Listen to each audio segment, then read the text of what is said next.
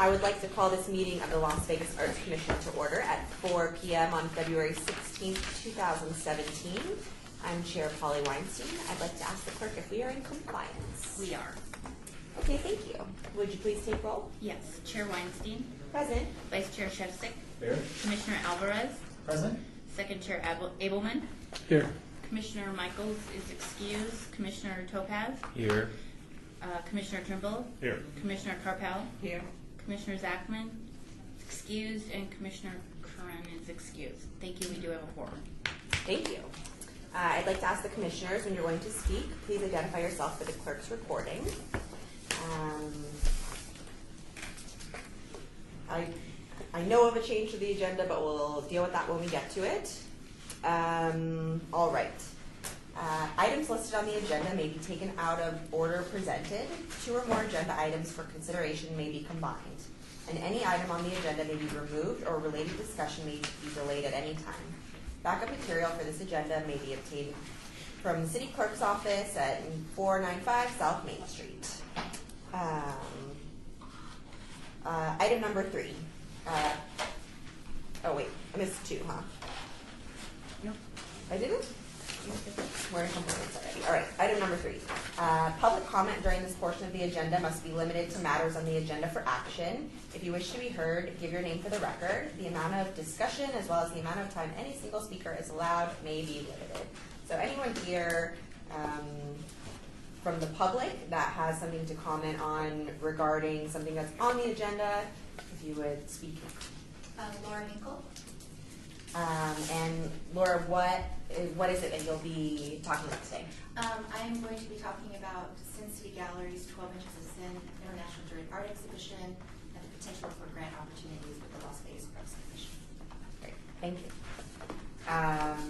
Anyone else?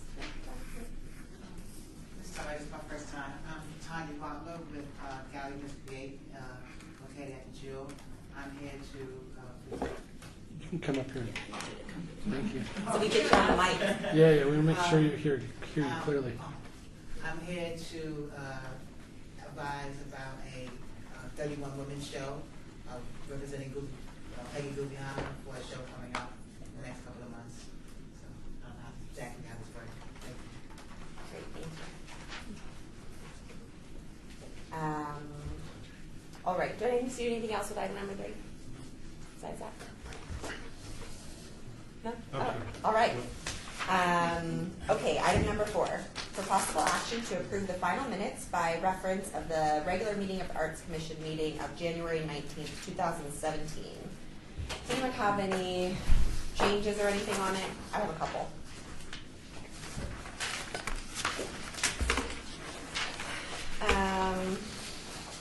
This is really small, but I noticed on page 4, on the second paragraph, it says Boulder Plaza. I wasn't here, but I assume you meant Boulder Plaza. I will have the clerk fix that. Okay.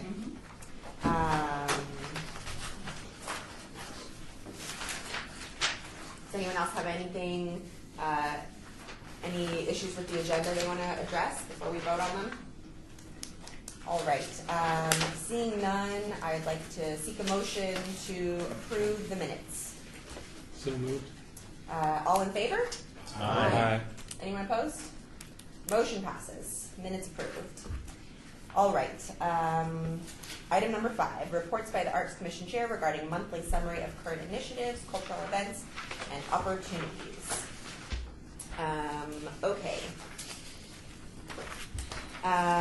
First of all, I'd like to introduce our newest Arts Commissioner and the new Director of the Office of Cultural Affairs, Allie Haynes-Hamblin.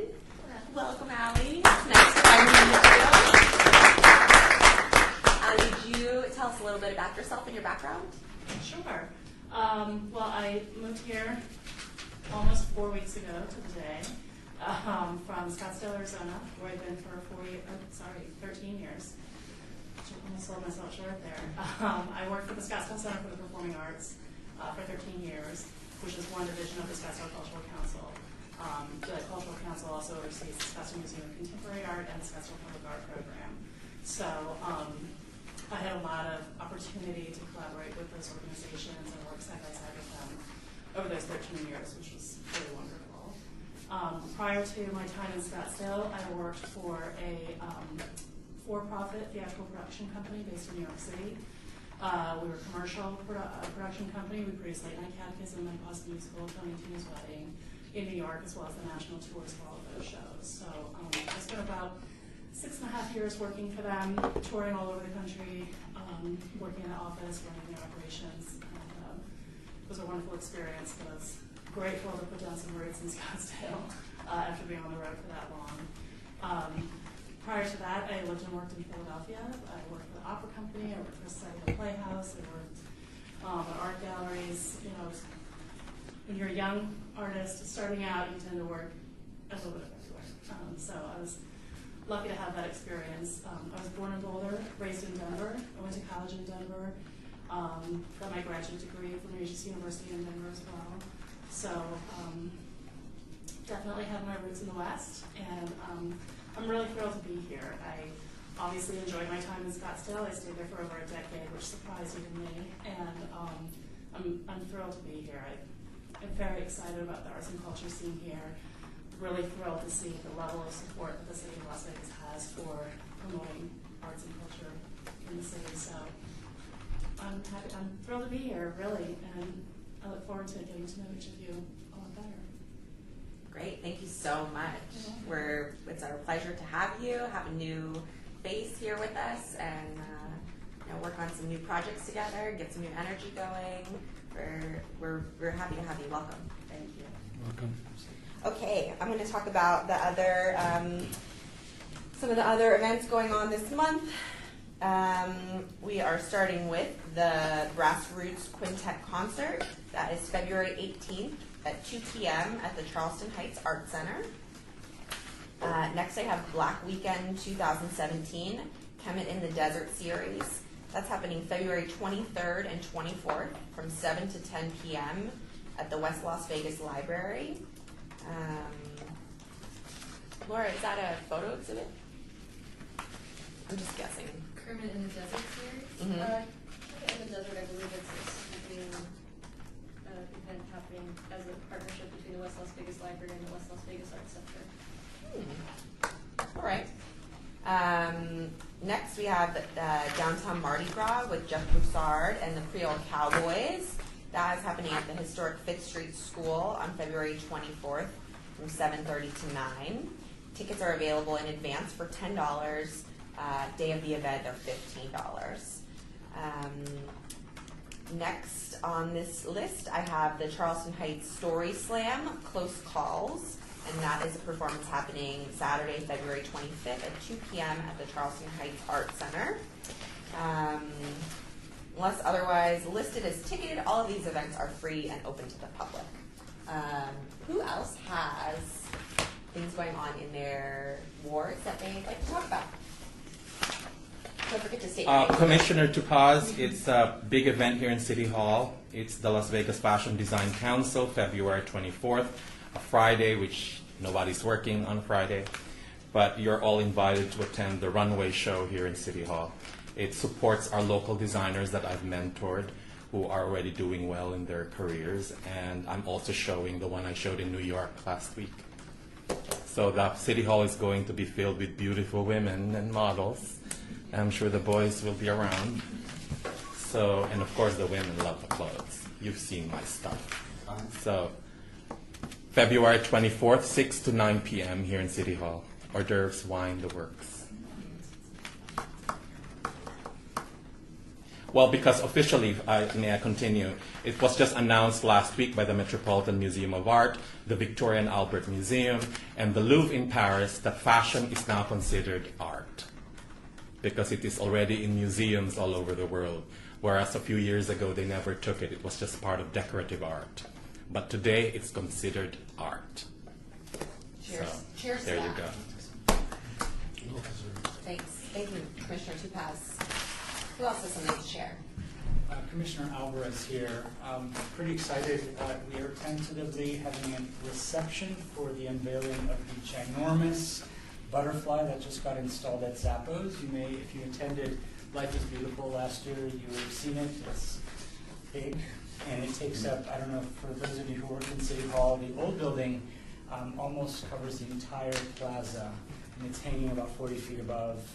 So we just installed that this weekend, and so we will be doing an unveiling on the 8th, tentatively. We have to make sure that everyone's schedule works out on that. So there'll be cupcakes and punch reception. So, all right, maybe some wine and cheese. But there you go. Thank you. Great, thank you, Commissioner Alvarez.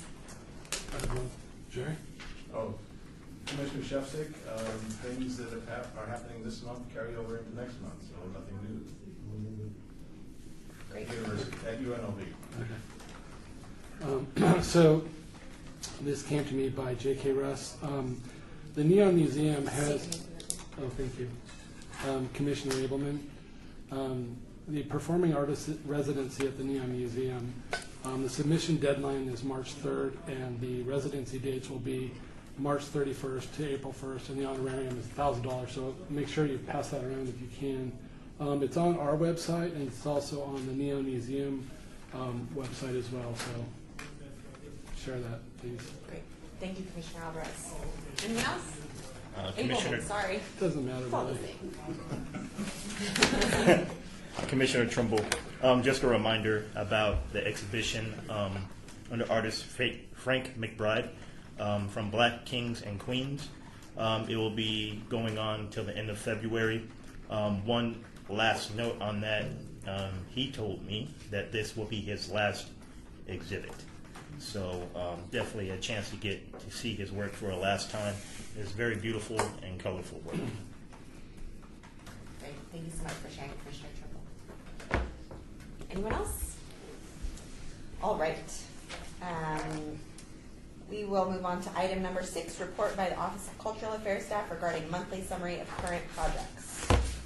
Hi, this is Laura Aguirre, or Aguirre Machado. You've all had a chance to review the staff report. Does anyone have any questions? This is Commissioner Curran. Curious on the bike racks RFPs closed last month sometime. I'm just wondering what the timeline is for that going forward. So we had Laura Machado, Aguirre Machado. We had an evaluation panel meet. They reviewed the RFPs, and we're still in the process of having a discussion. So we're going to meet again probably mid-March, and hopefully we'll select an artist. And this is Commissioner Curran again. Sorry if I am forgetting, but did we ever get to the bottom of whether we needed to really get stamped structural designs for bike racks that were going to be so pricey? Laura Machado, we've allocated $5,000, but because of the structural support, we're not sure if we're going to be using that. But we have it there just in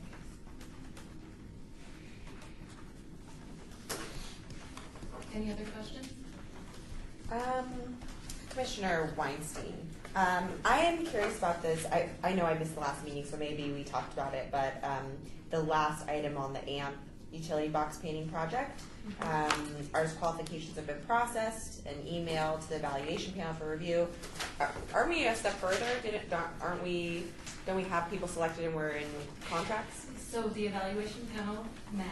They selected an artist, or 4 artists. We've reached out to the artists, but we haven't signed contracts.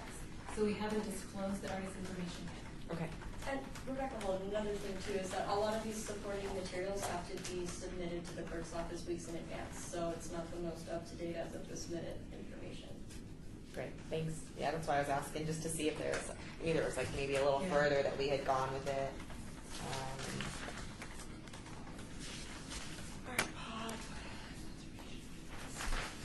Does anyone else have any questions or anything regarding the staff report? All right. Seeing none, I will move on to item number 7.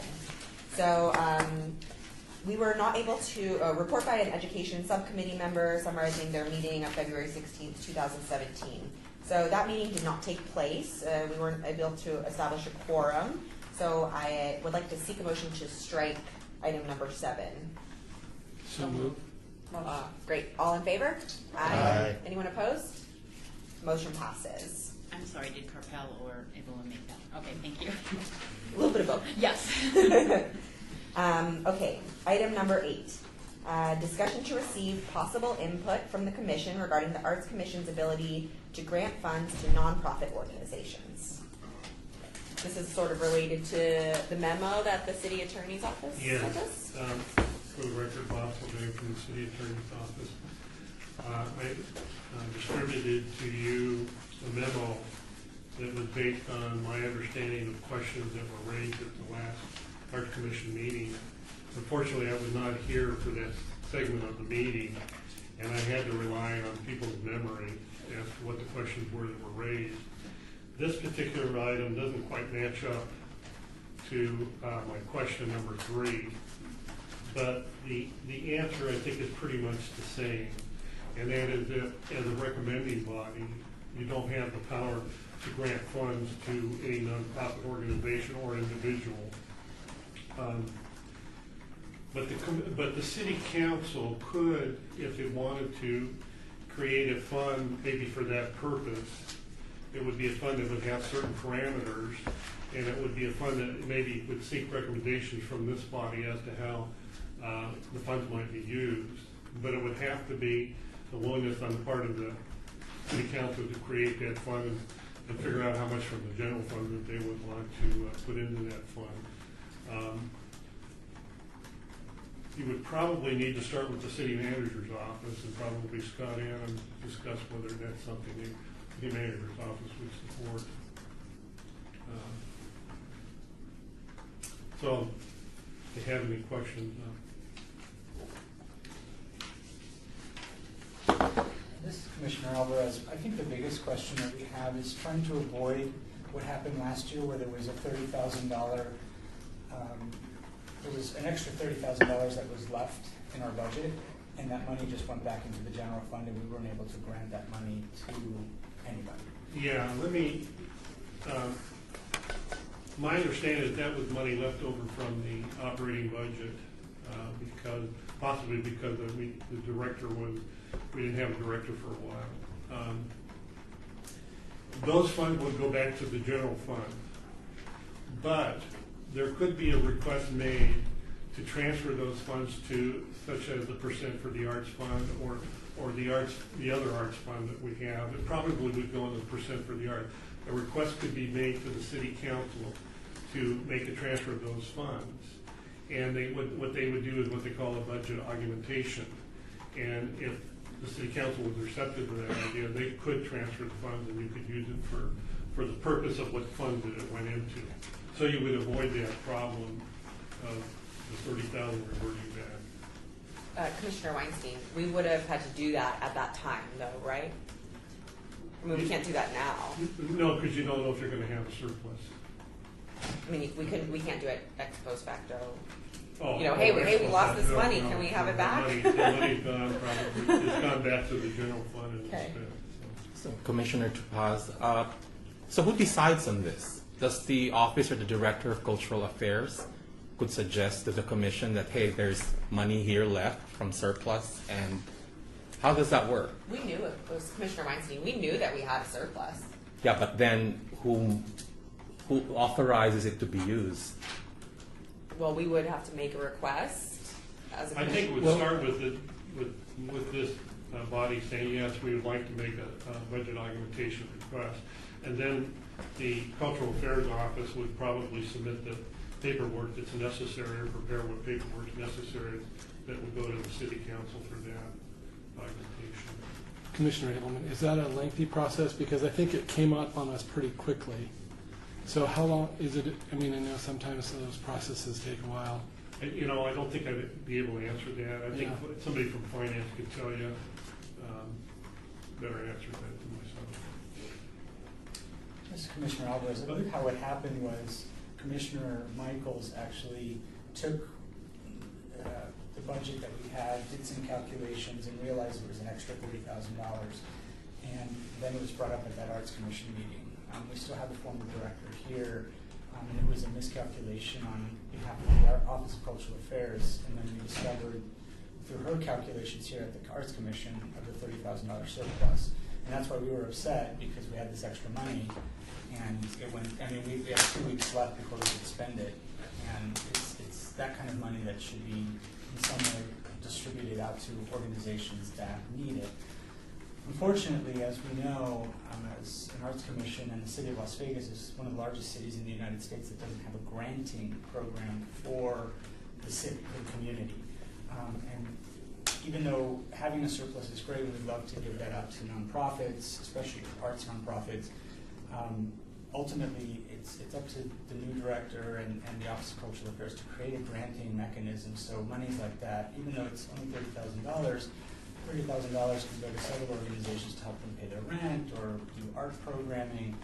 I would hate to see money like that go to waste or back to the general fund, which isn't wasteful, but when it can go to help the community. And we're looking to the new director to really kind of spearhead a granting opportunity for organizations here in the community. I mean, I think it's Las Vegas, with our population, has 2.5 million people. We need to start thinking about that and to move us forward. Thank you.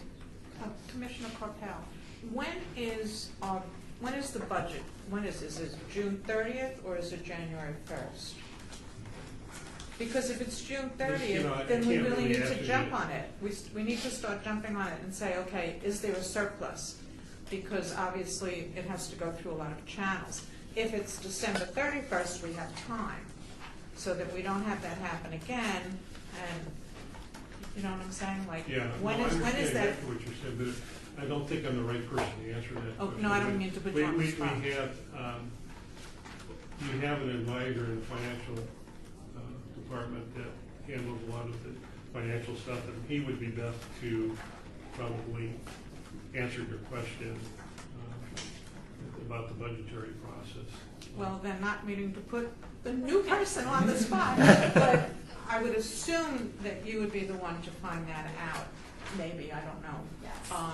So if you could do that, and this way we won't get caught the last minute, and we have time to go through all the wheels of motion and everything. Yes, absolutely.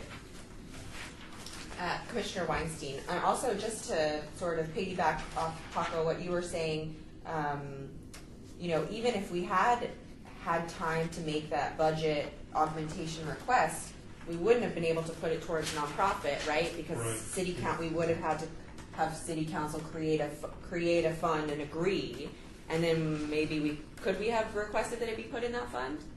Like, do we have to create the fund, and then if we have money, we can put it in there? Well, if you're going to get into this program, you probably should create an account that the city council would fund, and you would have parameters on the use of that money along the lines that you want to be able to use the money for. Then if you had a surplus, you could transfer that money into that account by the budget augmentation. Okay. Do you think we could get an agenda item on next month's agenda to discuss possible further action towards talking to city council about creating a fund that would be able to do this nonprofit granting if we do have money left over? I'd like to put that on the agenda next month and hear more about how we can take steps to do that this year. Well, Allie can say on that. I can say that the March 1st agenda has already been locked, and there's only one other agenda in March. And I think that there's a process through the city manager's office that we have to go through first before we take it to city council. So I would certainly talk about it, getting an agenda item on the city council, but I don't. I meant on our next agenda. Oh, okay. That you guys could no worries. That you guys could update us a little more on what we would need to do, etc., to get it going. I'm sorry. It's okay. This is Laura Machado. We can definitely add it to the agenda, and we can talk about it in further. Do you want to talk about adding the agenda now, or when we're adding it on that item? I'll mention it when I get there. Wait, excuse me, Commissioner Carpel again. Since, there's generally, not always, but generally there's some money left over, and even though it goes in the city and it's used somewhere, since this is the Art Commission, it would be nice to have it set up already so that any monies left over at the end of the fiscal budget year could be put back into an Art Commission type spot and saved. This is Laura Machado. It might be a good opportunity for us to ask somebody from finance come to the next Arts Commission meeting. We can talk about the possibility. If there's a precedence for this kind of budget augmentation, we can discuss it then. Yeah? Yeah. Does that sound good? I'm sorry, I couldn't hear you. My battery's dying. So on the next agenda, we'll ask someone from finance to come in and talk about the budget augmentation process. Okay, cool, thank you. Listen, Commissioner Alvarez, I think the state also has an interesting way to redistribute surplus funds. I remember 10, 11 years ago, the Natural History Museum ended up getting a $50,000 grant from the state by a state legislator, and it was a complete surprise to them, and I'm curious, we should talk to Marilyn Gillespie over at the museum to see how that happened.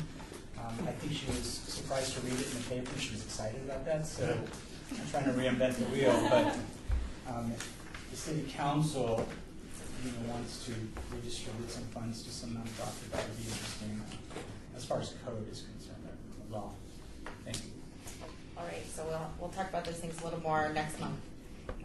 Moving on to item number 9, discussion to receive possible input from the commission regarding fundraising mechanisms to increase funds in the percent for the arts and implementation of a percent for private development funding model. This is also in some ways related to the memo. Yes? Yeah. Item number 9 is basically questions 1 and 2 of the memo I circulated. And the question number 1 was whether the Arts Commission could charge a fee for sponsoring a public arts event. And the short answer is no, because it's really beyond the purpose of the Arts Commission. You're just a recommending body. But you could possibly enlarge your mission by having the city council amend the ordinance and make fundraising, one of the purposes of the Arts Commission. But then you would get to the question of what's the best mechanism to do the fundraising. And there's probably 2 possibilities. The first would be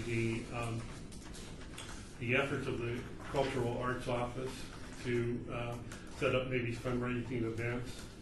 And that might require a lot of commitment and time on the part of the Cultural Arts Office. So it would have to be discussed with the city manager's office as to whether they would want to make that commitment.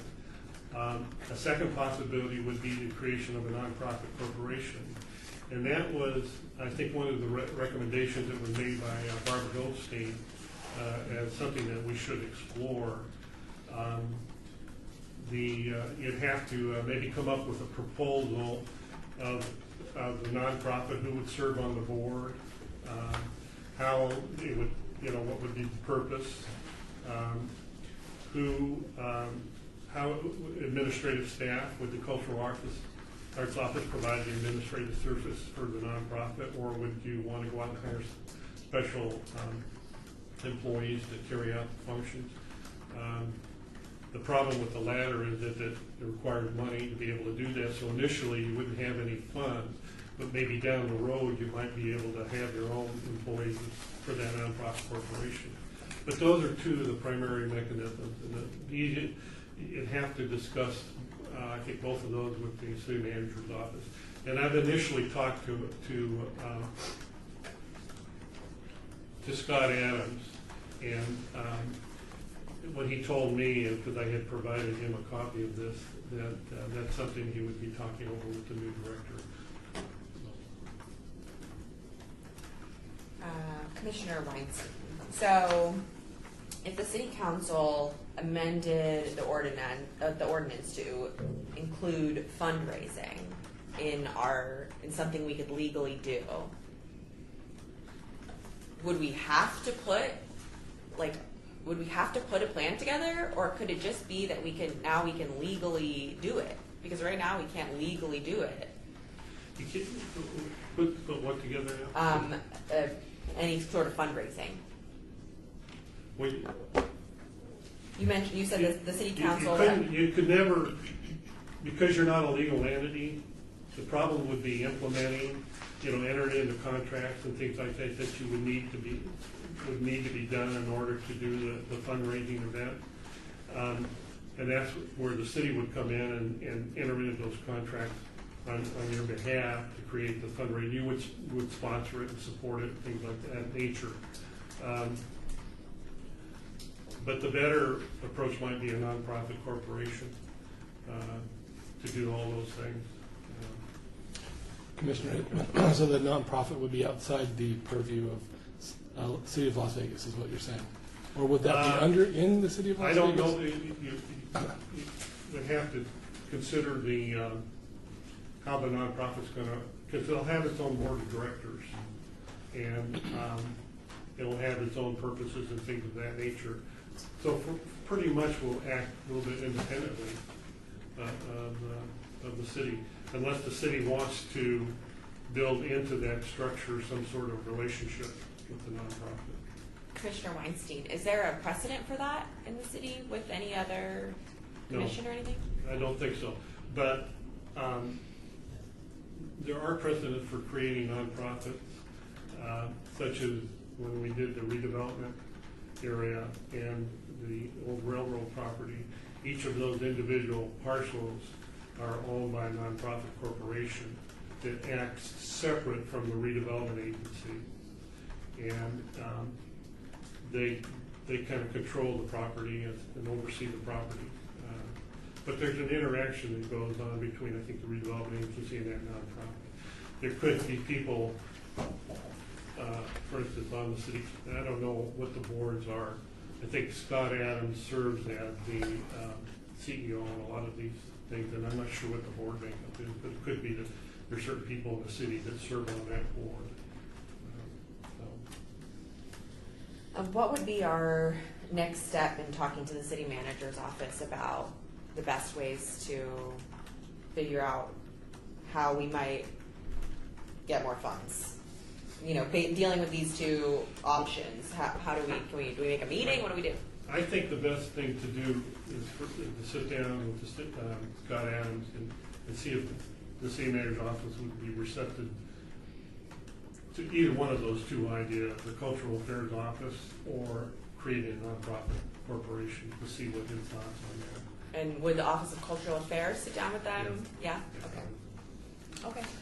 So this is Commissioner Abelman. So I was just going to say, we're just interested in how we can find more money to the new director, Allie. So when you talk to him, we're open to any ideas that will get us more money. So. Yeah, whatever you can brainstorm with him, your fresh new energy and ideas. Commissioner Tupas, so what you're telling me is that these ideas were already available during the past director's time, but was never had the chance to discuss it with the Arts Commission members then. The idea of a nonprofit? Yeah, the idea of this, or the request for the city council to put a fund, the Cultural Affairs had the power to suggest that. Is that an idea that was kept, or because it's the first time I'm hearing this? I think Commissioner Weinstein, we asked about it, so we're getting the options, and whatever happened in the past is what happened. We're getting the options now, so let's do something with it. Okay. And Commissioner Abel, let's entrust our new director in fresh new ideas. Something great's happening. Sorry, no pressure. I like it. This is Commissioner Alvarez, and this is to Ali. I don't think we need to reinvent the wheel here. And you have experience from multiple cities, and I've done a lot of research on the West Coast to what other funding mechanisms are in other cities, and I think with proper research from your team, we could come up with either something very novel or emulate what they're doing in other communities also. Because ultimately, you need money. And we've been appointed by our respective commissioners or councilmen or mayor, and we have their ear and we can put a little pressure there. Because ultimately, we just want to get more money so we can do more cool things. So. Thank you, Commissioner Alvarez. Does anyone else have thoughts or ideas or questions regarding implementation of percent for the art, increase in percent for the arts, or anything regarding this funding model? Any more questions or anything? Commissioner Shefchick, UNLV has something similar to this because the UNLV Foundation is the fundraising arm for the university. And the university is a state entity, they're a nonprofit, and they get their budget from Carson City, but it's not nearly enough to do what the university wants to do or needs to do. And so they look to the foundation. Well, there are two other sources of income. One is grant proposals, where each of the areas are charged with developing projects and submitting grants to their various granting agencies, to the sciences or humanities. But then also the foundation, which is another fundraising arm. They go for bigger projects like buildings and things like that. But they still are an independent arm of the university. They're not part of the university. They're not paid by the university, but they are there for the university. They support the university. I'm sure it's written into their bylaws or their charter, however, that's their reason for existence. So I think it's a common model, and it just needs to be adapted to what we're doing here. One other thing that maybe failed to mention, one of the advantages of the nonprofit is, as you know, the city can't make direct solicitations of individuals in the community to make donations for a particular art event. But the nonprofit corporation could, and we have a lot of big supporters, I think, of art, such as Steve Wynn, who could probably then be directly solicited to support a particular project, and I think that would be a big benefit. Yeah, for me more than anything, that's what I'm interested in, is how can we just, I got a lot of people I can ask, but I'm not allowed to. Me too. So, having a way that we can ask those people legally that would be great.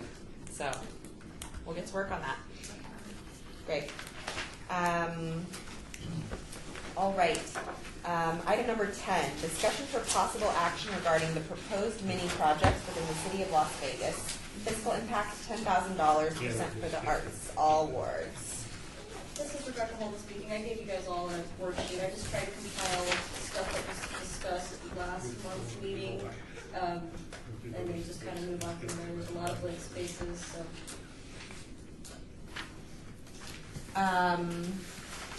Commissioner Weinstein, so what's allocated so far? There's $10,000 allocated towards mini projects, and none of that has been directed towards any particular mini project yet. It's coming out of the percent for arts fund, so there's no time limit on that allocation either, so it doesn't have to be done by June. Because Commissioner Abelman, I think last time you mentioned if we want to carry it over to next year too, to our next fiscal year, which I'm all about spending it right now, but. Commissioner Weinstein, are these mini project proposals, are there things that can be added to these, or That's why there's blank spaces. Okay, great. We have someone here who wanted to talk about something potentially. Is that okay to do now? Someone who they announced themselves in 3, and it's regarding. Are we on item 10, or are we going to go to 11? We're on 10. We got to talk about it in 11. What's she going to talk about? It's regarding a mini project granting. That we want for future agenda? Possibly, yeah. Okay, well then it would come under 11. I wonder, could we hold on item 10 and move on to the public comment portion and then go back to item 10? Sure. Yeah, we can do that? Yeah. Okay. Well, let's hold on item number 10 then, and we will move on temporarily to item number 11. Discussion regarding topics for future agenda items by the board. Comments made during this portion of the agenda by individual members shall refer solely to proposals for future agenda items, and any discussion shall be limited to whether or not such proposed items are within the purview of the board and/or whether such proposed items shall be placed on a future agenda. No discussion regarding the substance of any such proposed topic shall occur, and no action shall be taken. Did you mean 12? So 12, yeah. 12. Well, just to clarify, this is Laura Machado. So the person that was going to talk was going to be addressing item number 10, which was a proposed mini project. Can we have public comment on that? You can. You Okay. can allow, if the board discretion after. I didn't realize that she was talking on that. I thought she was going to talk about something else. Okay. All right. So we're going to talk about these proposed mini projects, some stuff that we already have going here, and then we have some people in the audience who have some proposed mini projects that we would like to consider for granting. So you're back on 10, correct? correct. Back to 10. Thank you. Discussion for possible action regarding the proposed mini projects within the city of Las Vegas. Just to clarify, Laura Machado, so the term granting maybe wouldn't be the best, it would be funding the project. Okay. Clarification. Thank you. So shall we talk about what's already here first?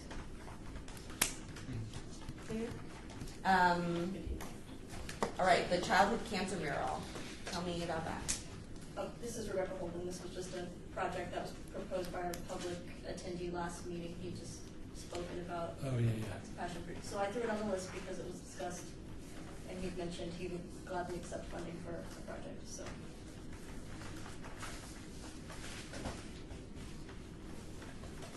And where was he suggesting? there's no suggested location or budget. Okay. Anybody else have anything to say about that one? He shared, this is Commissioner Kern, he shared, he did do a mural on Commerce at, I believe it was Colorado. I checked it out, it was really good for what it's worth. His passion certainly came through when he presented it on the US Day. Okay. A sculpture similar to Snowball in Vegas on First Street. Anybody had any ideas regarding that? Oh, that was my suggestion. It was just to continue on with something that's been established already. So, maybe spend all of it or half of it or whatever. Commissioner Abelman, what else do we have planned for the art trail on First Street? The First Street, Rebecca Holden, the First Street Art Trail gets its funding from Public Works entirely, so there's no Arts Commission funding with that one. But we currently have 66 banners that are planning to go up in the spring, so probably by April. And then there's another site identified for sculpture as well, so we're going to try and fill it up as we can. But currently it includes the aerial gallery. We consider Boulder Plaza to be a trailhead, although it's got a lot of other things happening there right now. We've got the Windows on First project. There are the Mary Hill bicycle racks as well, and Snowball in Vegas. So Commissioner Abelman again, so would we, just to make sure that we're allocating money in different spots, since Public Works has money allocated for that, would that be maybe better to consider another spot, do you think, or is? I would say so. A little redundant, maybe. Okay. Micro project similar to the Jackpot Geocache on First Street. I don't think I'm even familiar with that. Rebecca Holden, that was a temporary project for the First Street Art Trail.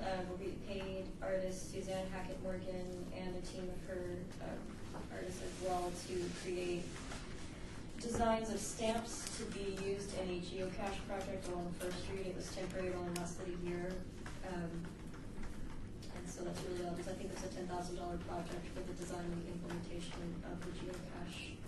And that was done a couple of years ago. I think Lisa Stimanis facilitated that, Diane Craig as well. So I wasn't 100% involved with that until after it was done.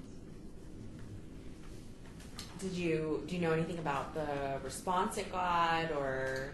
Rebecca Holden, I don't think it got much of a response. Unfortunately, when you put items out in the public for people to just on their own you have a little bit of faith in them that they're going to stamp and then leave it there. It didn't happen, so a lot of them didn't last too long. And then there was one situated in the parking facilities building over in the parking garage here. And unfortunately, they never had anyone come in and use it. Okay, well, I think probably a project similar to that didn't get a lot of response is not of interest to me. Anybody else? All right. Murals. We all love murals. That's very general. Do we have any places? Do we have any artists? Do we have any, what kind of murals do we want to fund? This is Rebecca Holden. I took it off of Commissioner Kern's suggestion from the last meeting. So everyone's And everything that you guys threw out, I've tried to put on there, so. Yeah, this is Commissioner Kern. We've obviously, Downtown Project is quite a real estate portfolio.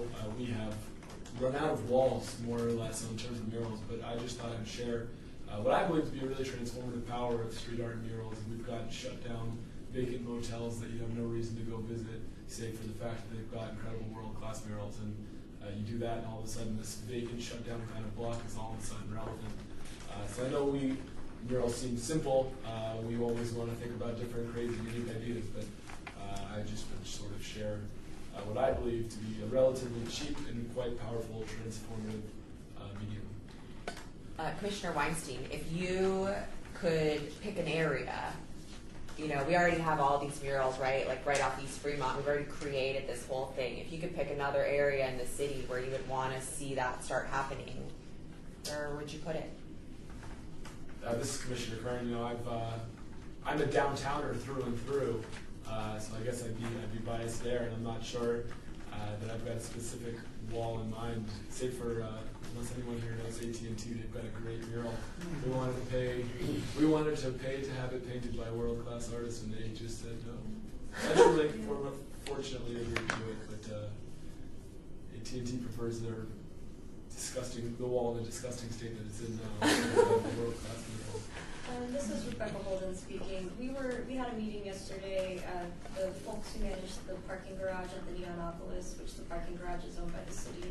The Neonopolis above it is not. The parking garage below ground is.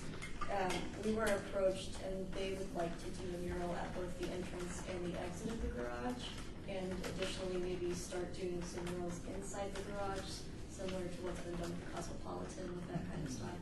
So it's really early on in the conversation, but they approached us yesterday, and we thought it'd be beneficial to bring up in this environment since we're having that conversation. It's Commissioner Alvarez. Who approached you? Was it Neonopolis or the parking garage? The parking garage. Oh, okay. I would have had a heart attack if Joshi approached you and a mural on his building. Commissioner Tupas, are we allowed to do murals on like the freeways, like under? Rebecca, well, I don't think that's part of I think probably the underside of the freeway would still be INDOT. But the Neonopolis parking garage is city property, so we would ideally, because of murals and the nature of murals, and we would probably try and keep on a city's own site of some sorts, because otherwise you get a whole bunch more variables in there, and you can't necessarily guarantee the permanence of it, which is already kind of threatened with murals. So. Commissioner Alvarez, we can, we just don't tell anybody.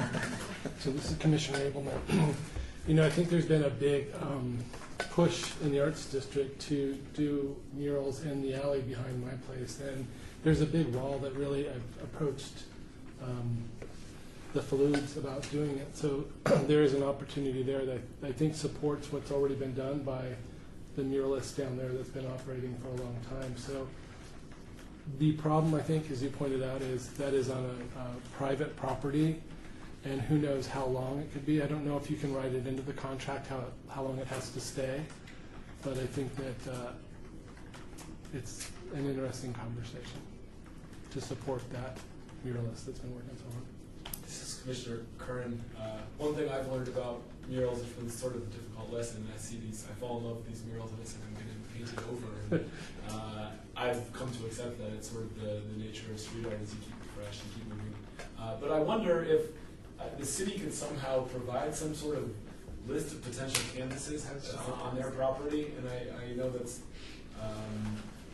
maybe easier said than done, but there's got to be some sort of low-hanging fruit opportunities that someone who's familiar with facilities and the different places the city owns, they might make a list of recommendations that we could consider. That would be helpful. Rebecca Holden, I would also say too, if you want to go that route, $10,000 for a mural and materials is not going to go terribly far. So just for consideration, finding a partner. I mean, for example, we had a mural repainted and it was $7,500 just to restore it and repaint it. So that's not even designing something and getting paid for designing something and materials and all of that. The reason we bring up something like the Neonopolis parking garage is because you've got the parking department people that are the parking division that has money and is interested in partnering. So then you could almost double your funds. So it's just something you consider when we talk about murals, $10,000. You'll get a mural, but not much of a mural. Commissioner Engelmann, so the parking structure is not operated by the owner of that, that's the city? Parking structure is the city. This is Commissioner Kern. I've never negotiated with an artist from a city with a city hat on, but in my experience, I can assure you that we've had a lot of pretty tremendous murals. For some artists would be willing to do it for exposure, for cost of supplies. We've got a number of what I would say amazing murals for entertainment. But again, that's coming from private sector hat, so maybe it's. This is Laura Machado. I think that as the Arts Commission, we really want to focus on paying artists for their work. Advocating for the artists. Sure. This Commissioner Alvarez, I mean, at Zappos, we pay our artists. We believe that artists don't live on exposure alone. Exposure will kill you. But $10,000 a lot of money. And they can do some pretty dramatic things, and we don't have to hire a big bougie artist like the Plaza did. Of course, that's Shepard, Perry, and DeFace to paint 16 stories up. But my biggest concern is, as the representative of Ward 3, which has the bulk of the art in the community, especially for the city of Las Vegas, is there's wards 2 and 4 that have no art. And so it would behoove us to look at those wards, especially the representative of those wards on this commission, to identify places there that we can also paint. But again, $10,000 can be 2 murals, one at each ward, and it doesn't have to be a huge amount of money. Because I know there's artists here that would apply to do murals in those areas. Commissioner Weinstein, so related to between what Commissioner Kern said and what Rebecca Holden said, can we, based on that list of potential canvases, can you earmark or focus on ones that have potential partnerships in them, like the parking garage? I mean, I'm sure that that's few and far between probably, but if we can get more money for it for an artist, and we can have more money for the materials, and if it's a big wall, for the lifts and for all those things. And I mean, obviously, maybe with the city, it has to be insured in a very particular way, and the artist has to be insured and all that stuff. So if we could identify some places where we could have those partnerships where we could, double our funding or something like that, I mean, I think those would be the ones we would want to look at first.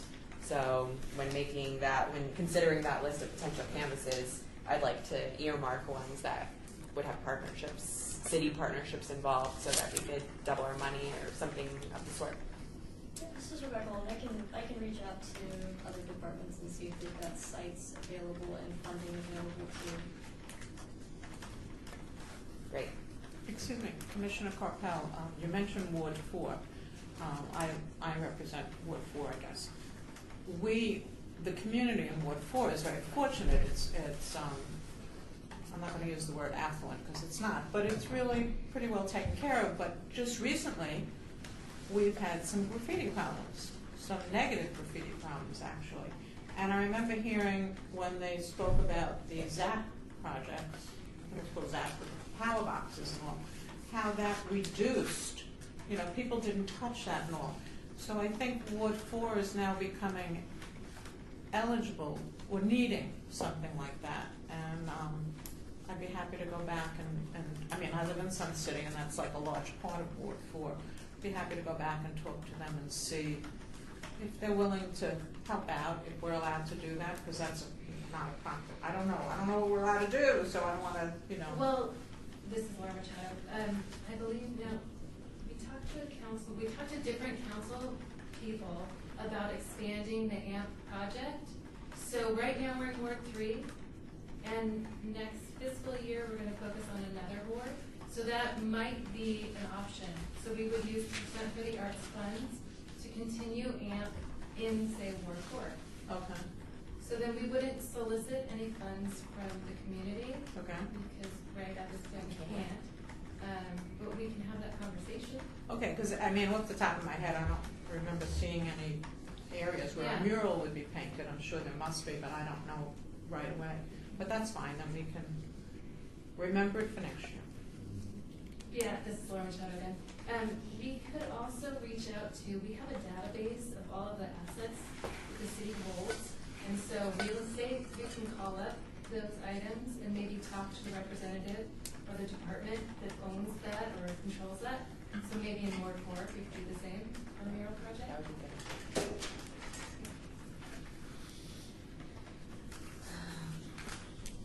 Thank you, Papa.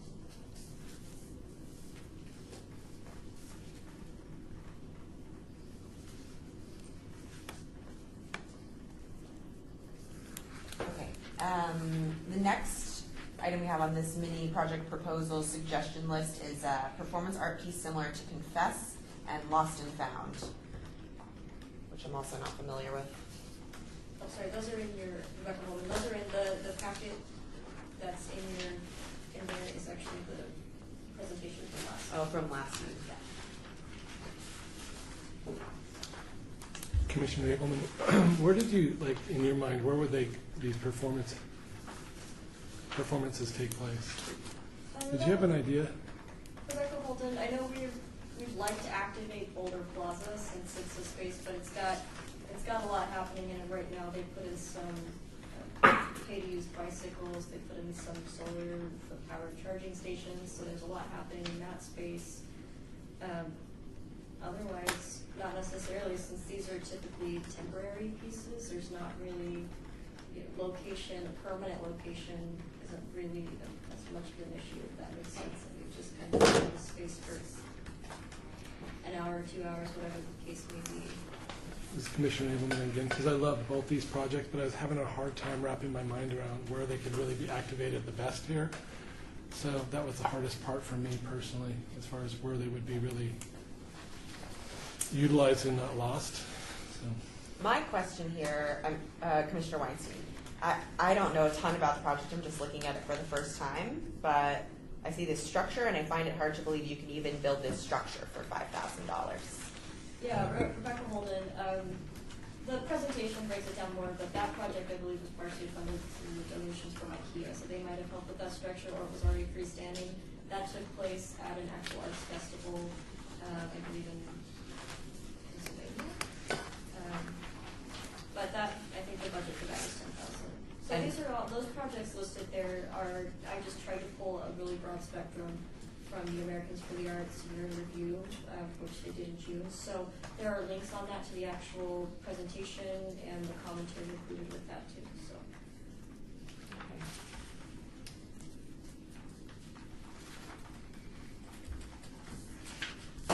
So can we, at this time, can we hear from the people who came to discuss potential funding for mini projects? Sure. If this is, people in the audience want to come up, you can allow for that. Oh, I'm sorry, you But- have something else to say? Yeah, I was going to throw something out there. Please. Do you want me to do it after? No, do it first. Commissioner Abelman, so I'd like to kind of almost piggyback this idea of the sculpture and maybe look at wards 2 or 4, like you mentioned, to do a sculpture there or as an idea also. So I would throw that out there as well, if there's any pads or any areas for sculptures. Because I know my ward has a really nice facility, but up by the MCA.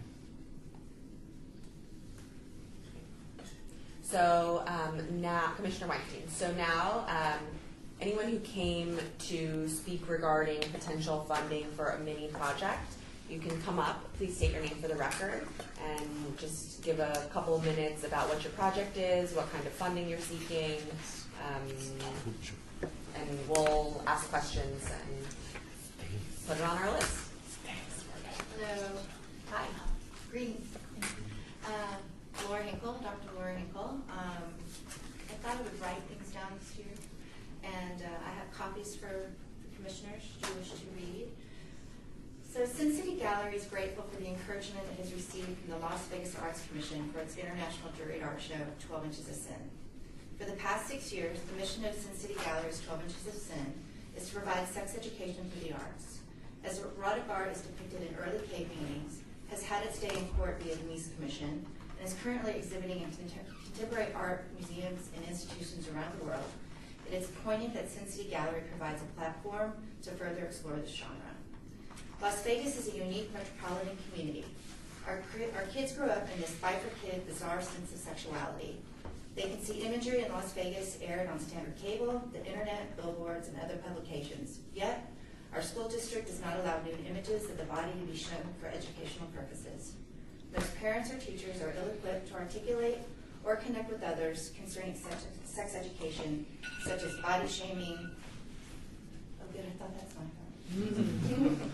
Such as body shaming, sexual orientation, or sexual health. Members of our community are at a loss to explore or discuss such sensitive matters that are common to our everyday existence. Art provides a mechanism for expression, exploration, and education. Sin City Gallery's 12 Inches of Sin exhibition is not pornographic. Pornography is illegal. This exhibition embraces Las Vegas's diverse culture that is represented by all people of color, creed, ethnicity, and sexual orientation within our community, as well as those people who are visiting Las Vegas. Each year, the juried exhibition receives over 300 submissions. To date, artists from 23 countries have participated. The exhibition explores eroticism and sensuality through the lens of erotic art with one twist. Every piece submitted for consideration must not be larger than 1 foot square. This constriction of the art's physical space creates tension within the art itself, expanding the challenge inherent in each person's creation. The exhibition fosters fresh and exciting work by both new and established artists that embody both the cutting edge of today's contemporary art world and the vast breadth of artistic expression. Sin City Gallery is honored to have an esteemed panel of 24 international judges to determine the overall narrative of each exhibition. The judges critique traditional and new mediums of art based upon skill and conceptualization. Judges are respected experts in the field of art, academia, and publishing. The 12 Inches of Sin exhibition will be held in July this year, and we are finalizing a venue in the Las Vegas Cultural Corridor. Sin City Gallery is partnering with the Sin City Sisters of Perpetual Indulgence, a 501c3 nonprofit that provides educational outreach to our community. The exhibition provides a blending of cultures through the arts so it may help bolster our community and set an example for our country through outstanding educational arts and cultural programming. I would like to thank each of the Las Vegas commissioners for their support over the years, and I hope that maybe there might be some sort of funding available to Sin City Gallery, 12 Inches of Sin, and the use of the 501c3 through the Sisters of Perpetual Indulgence. Thank you. That's it. Thank In you, terms Dr. of Laura. money, I have no clue. It's just nice to be able to put it out there. And again, the Arts Commission has been so supportive over the years. It's hard to believe we're going into our 6th year. We produce publications of art catalogs every year. We've had people come from Malaysia, Nepal, Germany, United Kingdom, Canada, all over the United States to Las Vegas. Everyone is always in awe of our arts district.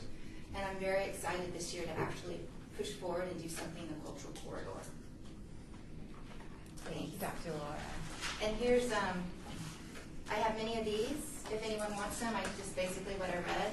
And just to kind of push things a little bit, Sin City Gallery, I say that we're contemporary art from modern provocateurs. Since the whole term erotic art tends to kind of put people on edge and scare people, and it's really not anything scary. An art historian and I from New York, who is former curator of MoMA and Frick, we co-wrote the Modern Provocateur Manifesto, which actually gives modern terminology to the term erotic art that actually encompasses today's culture, society, norms, and I've also attached that to Thank you. Does anyone have any questions for Dr. Laura? Commissioner Abelman, first I have a comment to make. Over the years, I've really appreciated the education you've brought to our community through the arts, and I think it's been a very important education of awareness. But secondly, I'm kind of curious, so what, you're looking for funding, but specifically for what? The funding is to help produce the exhibition and also produce the catalogs, and hopefully also be able to give money to artists that actually attend, like a stipend to help them. So it's a combination of all three and allocating accordingly. So the funding would go to the Sin City Gallery to distribute. Is that Well, we're correct? working with a nonprofit. Through the right. Sisters? The Sisters of Perpetual Indulgent, and they provide HIV/AIDS assistance within our community for people who actually fall through the system. Over 7 years, they've raised over $600,000 to help members of our community. So we share a common vision in terms of sex education. I am particularly through the arts, although the sisters started in the early 70s as performance artists reacting to the HIV/AIDS epidemic in San Francisco. They now have chapters all over the world. So, Commissioner Abelman, I have a question probably for you, Bob. So is that something that can be funded? Is that? No. So that's my problem there. So then the next question is, can performance artists be funded? Probably not. And that goes back to if we're going to entertain these type of requests, then the city council is going to have to create a funding account for those purposes. And but we're limited in what we can use the fund for. This is not something that you can use it for. But Commissioner Weinstein, only the nonprofit portion, though, right? We couldn't use the funds for it? Well, you couldn't give money to the nonprofit, right? But we could create funding around the exhibition if the money wasn't going to the nonprofit.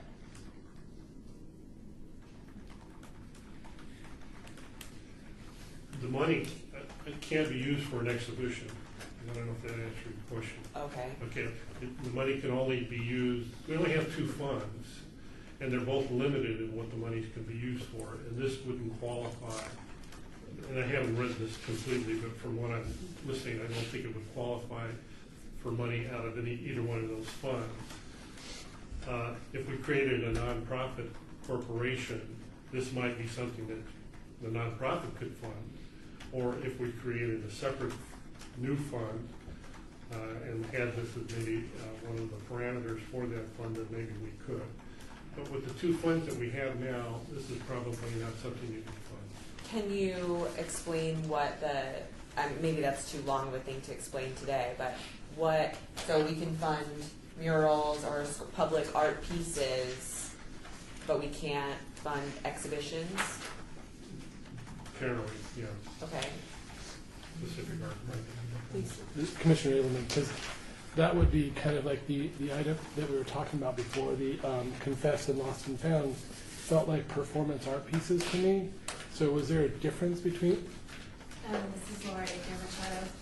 I think, and please correct me if I'm wrong, the percent for the arts fund, we can fund projects that are put forward or in the advice of the council or the commission for public art projects, regardless of if they're visual or performance. Are you saying that the line is visual? It has to be visual, and then could that be interpreted as also performance? It's a gray area. Kind of an esoteric question. It is. Because to me, this is Commissioner Abelman again, I think that performance art component is a really important thing to look at for us, because there could be a lot of leeway for us in that. So. This is Commissioner Alvarez. I think our legal team needs to really think deeply when we separate visual and performing art, because art is art. And so this is something you may want to do some research on. Also, I want to bring up to the commission that First Friday got $300,000 for the next 3 years. And so where's that money coming from? Because that is, it goes to a nonprofit to help fund and offset the cost of putting on First Friday. So I want to know, I mean, there seems to be a double standard here. So I would like some clarification at the next Arts Commission regarding the funding for First Friday and why we can't fund. I mean, we already know why we can't fund to a certain extent, but there seems to be a gray area that we need to clarify. And because $300,000 is a lot of money, which is amazing for First Friday. I think it's phenomenal. But then again, there's that strange area where the city's funding a nonprofit, but then all of a sudden we can't do these other art projects. This is Laura Machado. I believe that the rules come into play when you're talking about the account that's percent for the arts fund. There are very specific rules that apply for that fund. So First Friday comes from a different fund. So just, and we'll get more clarification, we'll add it to the agenda. Thank you. Yeah, Commissioner Weinstein, I'd like just some clarification on, can we not, we can't fund an exhibition because they'll make money off the exhibition, or why can we fund murals or sculptures, but not help fund Exhibits. exhibits, yeah? Well, you know, to be fair, I really need to read this proposal, but Okay. from what I'm gathering, I don't think an exhibition is something you can fund. It's not a specific art project. It's not a capital art project in any of the capital improvements that the city's involved in. It's not a project that has been, let's say, in our other arts fund where we receive federal funds that can be used for specific things, and so you have limits on what you can use those money. This is probably not one of them. My little issue is that we just funded a sign for a neighborhood that has nothing to do with art, honestly. I voted against it. And we can't fund an art project, but we can fund a sign for a neighborhood. So that's a little problematic for me. Laura Igor Machado, we didn't fund the sign. We're funding public art that is in correlation to the neighborhood sign. So the sign is going to be through the neighborhood. We're going to be doing a separate public art piece. It's not the sign that we're funding. Has that changed from when we met with him? It was always the case. That example that he gave, it wasn't necessarily clear. But in the talks and the meetings that we've had, the sign is separate that the neighborhood is going to fund, and then the Arts Commission is going to be funding a separate, unique public art piece. Commissioner Weinstein, I think that's great. I would much prefer that, but we voted, he showed us a neighborhood sign, and we voted, and we were allowed to vote, yes, that we will contribute to the design of this neighborhood sign. So I just want to know next meeting sort of where the parameters lie on what we can fund and what we can't fund, or I wouldn't have invited someone to come for something that we can't help them with. And this is Commissioner Alvarez again, Commissioner Weinstein. One of the challenges we have is also we have a pot of money that's encumbered to do a public art project here at City Hall. And one of the challenges we're having is everyone seems to have money to fund public art, whether it's Public Works, whether it's the Arts Commission, whether it's this encumbered money for a city building. I mean, it seems that too many people seem to be making too many decisions about art when we've been entrusted from our council people to make those decisions. And so it almost seems like we need to pass some legislation at the city level to actually say, we're the board that helps make those decisions. And make those, not those decisions, but make those recommendations to the city council. It just seems to be a little tightened up because, you know, we've got the AMP project that was being funded by us, but it's being decided by someone else. And then the same thing with the bike racks. So I think we've opened up a can of worms, which is good because at least we're having the discussion.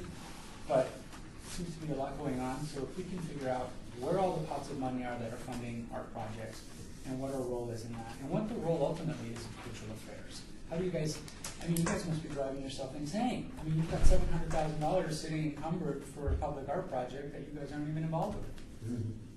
For art, Rebecca Lerner, you're referring to the sculpture for this building. Right. That Patricia brought up. Right. You know, and you know, and I like Patricia. She's very bureaucratic, but that's her role, you know, in the city. But she, in a very roundabout way, was trying to explain why we can't make a decision regarding that, and it comes up to the city manager. So who's the deciding factor for public art in the city? Is it us making a recommendation to the city council? Is it the city manager? You know, that's the challenge that we have. And it's unfortunate that we have people in the community that could use some funding, and now we're being told that there's a gray area between what's performance art and what's art, and what we can fund and we can't, especially in lieu of a major exhibition. So, anyway, clarification next month would be phenomenal. This is Laura Machado. I think for the City Hall Public Art Project, it wasn't that we wouldn't have involvement, it's just when we start the process. So the money is tied to this parcel, and there's going to be a decision on where that piece would be placed. But then, of course, we would still have some involvement. It's just, when does the project begin? Where is the site? all of those need to be figured out. And then, of course, we would all be involved. So, So, Commissioner Edelman, can we clarify? So we're gonna kind of look at what the percent for the arts can be used for, right? So that performance art can be, I'm assuming that it's in there, and any other art forms, because I think that's a really good point, visual art, you know what I mean? So if we could clarify that with Bob, I would greatly appreciate it, thank you. Can I just say one thing? Please. I again want to thank the Las Will you state your name for the record? Oh, Dr. Laura Hinkle. Thank you. Again, I'm very grateful to present to you again, and about Sin City Gallery and 12 Inches of Sin. It is, from my understanding, it is the largest international curated art show in the state of Nevada. It's fabulous that there are 24 judges that choose artists from all over the world, and a lot of those artists also tend to come from Las Vegas. So I just want to make that known. So we have just really, truly a talent of artists here, and it would be great to be able to promote and support artists here and all over the world. So thank you again. Thank you. Excuse me, Commissioner Cartel. I think it would be great if we knew, we, being me, a commissioner on the Art Commission, like what we do. What can we do? And Sit I here. understand you're saying that we're involved in everything, but I've been here 2-3 years. I just come. It takes me longer to drive back and forth than to sit in the meeting. I'd love to do something, but I don't know what we do. And I think most of us share that idea. Like, if we're just coming for the sake of coming, sure, great, okay, terrific. I'm called a commissioner. It sounds good. But I'd like some clarification, and not now because I have to go to the bed. Okay. But what is it that we're supposed to be doing? Commissioner, what's expected of us, really? Yeah, Just filling the blanks? I know this I'm chair. going to the vet, that I know, but I don't know what I'm supposed to do when I come. And people ask me, what do I do? And I must be missing something. But All right, well, regarding item number 10, I feel like we didn't really get anywhere regarding, Don't you have one more presentation? oh, do we? Yes. Well, should I speak? Please. Yes. Hi, I'm Tanya Watley with Gallery McKee. I'm a gallery owner for female artists around the world, muralists in street art, and I heard a lot going on, so I know I have 10 to really figure out, so I'm going to be going to my spiel. But I am a representative I am an artist, I'm a muralist, and I hear what everybody is saying, and I'm sitting here in awe at everything that's going on. And I appreciate everyone here, definitely, and I know you're fighting for us, and we want this to help us, because I see D-Face, and which I'm grateful, I love D and everybody, but I see these big murals going up, and like you said, the funding, and $10,000 to somebody like one of us, local great professionals, would be a lot, more, yes. But, you need that power of bringing it back to community as far as Las Vegas. Tony, let me interrupt you for just a second. If you can just, there's time to speak generally at the Okay. end, but if you could just, if you want to speak regarding any Oh, project okay, that I'm you sorry. I Yeah, apologize. you bet. I just want to Okay. clarify. Yeah, I do have a project coming up. It's 31 women, a female all-women show that's considered for worldwide. It consists of urban street artists, professionals, from top professionals to youngsters, up and coming, and so on. It's a homage to Peggy Guggenheim. We did a 31 women show, a 31 women exhibit back in the day, in 1950, I think. And I'd like to rehash that again and make this a phenomenal type of event for Las Vegas, based out of Las Vegas Art District, with locals, worldwide, national artists, with all females. And I would like to start that this year, and I'm putting together, and I was looking for funding for that. And is it a mural project? Yeah, it's an exhibit. It's 31 canvases, circle canvases, and each one get a hope of life to draw out that particular inspiration that we come up with, and a jury amongst juries that I will pick from Las Vegas. Hopefully, people like these gentlemen over here help me out as far as jury wise. But that is the core of it. I started the project last year. I've been getting people from all over. I got 3 young ladies from Switzerland. I got one from Hong Kong, I have one from Paris, and I have a couple of locals here that's been in the game for a long time. So, I mean, this is short notice. I didn't have a real big detail of everything, but that's what I'm putting on for, in May. It's supposed to be the day, I'm not putting this on in May. Commissioner Abelman, because I'm kind of trying to figure out how some of these projects can get funded if it's an exhibition, because we already know we can't really fund exhibitions. So my question for you would be, A, is it okay to like fund the artist directly? Could we fund an artist directly as long as it's in a public space? And I have the space. So that's kind of a question to kind of go around the exhibition word and that we're stumbling off of, and how can we get it directly to the artist as long as it's benefiting public art, right? I'm gonna put it on the agenda. Okay, there you go. Well, thank you. Thank you. Thank you. Thanks, Tanya. Okay, so do I need to take a vote to wrap this up since we're not taking any action, or can I just move on?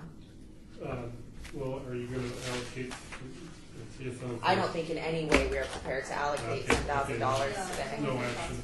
No action, yeah. All right, so with that said, Commissioner Abelman, we could do 2 projects there at 5 each, right? Or any variation. Okay. Yeah. I just want to clarify that. I personally, I think murals are great. We definitely want to see, potential sites that have those double the money city properties. I think we'd all get behind more murals. It just enhances environment so much, and we know we can legally do it. So otherwise, we'll get some clarification and readdress this when we get that clarification. So, moving on to item number 11, discussion regarding topics for future agenda items by the board. Comments made during this portion of the agenda by individual members shall refer solely to proposals for future agenda items, and any discussion shall be limited to whether or not such proposed items are within the purview of the board, and/or whether such proposed items shall be placed on a future agenda. No discussion regarding the substance of any such proposed topic shall occur, and no action shall be taken. I got a list. Does anybody else have anything they want to add to the agenda before I go through my list? Well, I definitely would like to consider, this conversation again. I have a couple different ways I want to do that.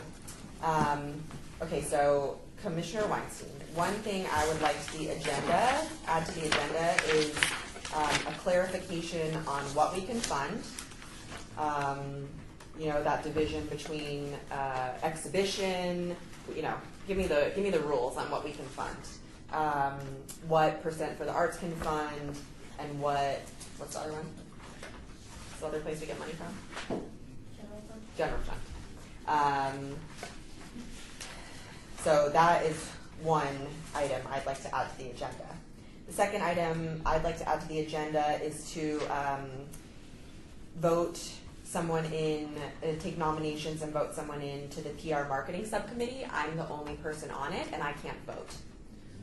So, I don't know, do we need 2 people that can vote, or just 1? You can vote. I can?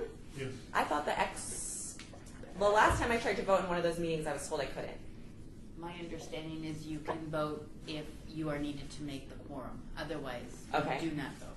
Okay. Is that correct, Bob? That's my understanding. What's that? That she can only vote if she's needed to establish a quorum. She's but she's a voting member on any matter. Is it for recommendation? She can vote. Well, So, there was a time when I was not allowed to vote on something. well, I'll get back to you on what you Okay. can do. So anyway, I'd like to revisit the PR marketing subcommittee so we can add someone else to it, because it's just me. Another thing we discussed today that we wanted to put on the agenda was having someone from finance come in to discuss the budget augmentation process and the possibility for nonprofit or diverting city council creating funds for us from any surplus left over. So someone from finance coming in to talk to us. I know I just said this, but mural sites available in the city. This is an additional agenda item. Mural sites available in the city per the mini project proposals. Chair, for clarification purposes, if I may, earlier with respect to your first inquiry, I know we were discussing what would or wouldn't necessarily be considered a fundable work of art.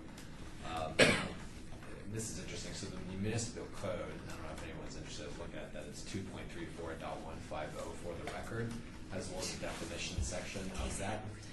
2.34.150 talks about percentage for the arts fund and its eligibility. In other words, it means what can the percentage of the arts fund fund and what it can't. And it's clear, and it says that only those works of art can be approved, and it actually lists out, for examples, what works of art are. And it also actually provides an exclusion. Interestingly enough, quote unquote, performances or exhibitions are not included. But one could, so aside from performances or exhibitions, is there anything else that comes to the commissioner's mind as to what you would like for us to provide a legal analysis on? Let's change the code. So interesting enough, another suggestion was, it seems that the code hasn't been amended since 2003. So if there are suggestions that can be made in terms of wanting to expand that, and that actually links back possibly also into a question that member Carpel mentioned, which were the powers and duties of the actual board or of the commission. And that's also under, for the record, 2.34.120, which discusses the very purpose of the Arts Commission, which interestingly enough is butting heads with, it appears to me, it's actually butting heads with the funding mechanism, because the board is merely an advisory board. And as an advisory board, it can enter into contracts. It's effectively a fictional character. And it actually details with very much specificity A, B, C, D, up until about D, what the powers and duties and obligations are of the board, which in effect are essentially advisory. So to the extent that that needs to change, and that's something that, in terms of we need to change not only the funding mechanism, but also the power, roles, and the duties of the Arts Commission, that may be something that may actually need to be changed as high up as the municipal code. Because that's what effectively we're bound by. Right. So the municipal code for us is like our code of federal regulations, and our city charter is like our constitution, to which we're bound by. It doesn't mean we can't change it. It just means that should we change that, we have to go through that procedure. Can you tell us a little bit about what that procedure is? I would have to ask Val in our office, because that's his specialty and expertise in terms of working and changing. Unless Bob, if you have anything to say on that. But to be candid with you, I'd have to ask Val in our office. I think procedurally you'd have to decide what it is in that particular provision that you want to change or add to it. The mechanism for doing the ordinance is pretty standard. My office would draft the ordinance, and then it would go through the normal procedures. Okay. Should we talk about this, about doing this in the next agenda? Because I'm definitely interested in removing performance art from that exclusion. I think it's come a long way, and it's a different thing than it was before. So, and I'm curious about why it's excluded. I don't know if you get any answers for that, but I'd definitely like to look at, that seems like a big thing to do, but changing the municipal code to include those things. If I said that it was George. If I said it was expressly excluded, I'm sorry. I mean, it's just not included. That verbiage, performance art or exhibitions, is actually not included anywhere. It's not included as an addition, nor is it included in the exclusion. If this makes sense. So there's actually some gray area there. Well, that's a good thing if you ask me, since it's not listed. I would like to see it on the agenda. Okay. You'll never find the one-handed attorney. Yeah, so I think we'd like to add something regarding that, those municipal codes to the agenda. And if someone could, I'm sure there's just a link, I can look it up, but if someone could send us those municipal codes that he mentioned, 2.34150 and 120, I think that would clarify for Commissioner Carpel a little bit about what we already do, and then, hey, if we feel like we don't do anything and we want to do more, then we challenge the system. This is Laura Machado.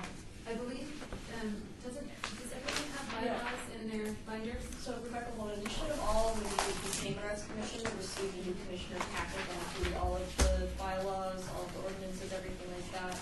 If you need a redistribution of those, we can certainly do that. Just by pages to go through, but it's worth reading because it really does lay out everything, so.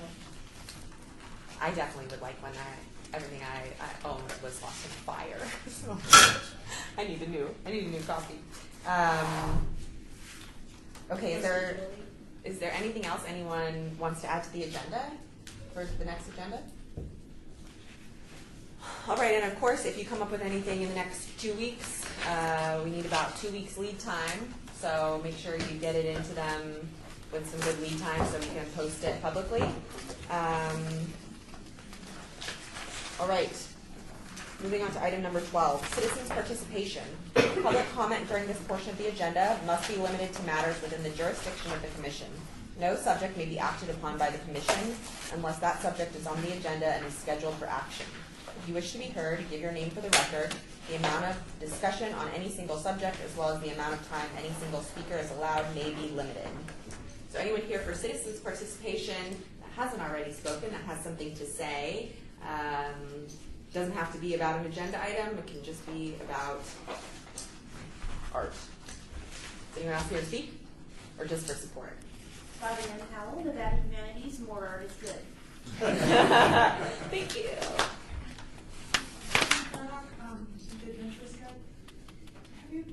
I might need her to come to the mic. Can you come up I'm to the sorry. mic? We can't hear you. And make sure you state your name again so they can hear it for the record. Jan Craddock, I'm with the Adventurous Guide to Downtown Las Vegas. Have we considered like the commercial center? Is that what? Commercial center is not city, It's not, is that county? correct? Yes. That's the line. Sahara's the line. Okay, I was just wondering because, it's an area that could use a little, Go to the county commission meeting. I'm on it. They have more money. I think, yeah. Just, Commissioner Alvarez, I just had one comment. I was at First Friday, Snowball has been tagged. It got removed today. Hmm? The graffiti was removed today. Oh, it was, okay, fabulous. Thank you. Okay. Is there anybody else? All right. With that, I seek a motion to adjourn. So moved. I could just hit the gavel, right? You're adjourned. I'm not that bad. We gotta get my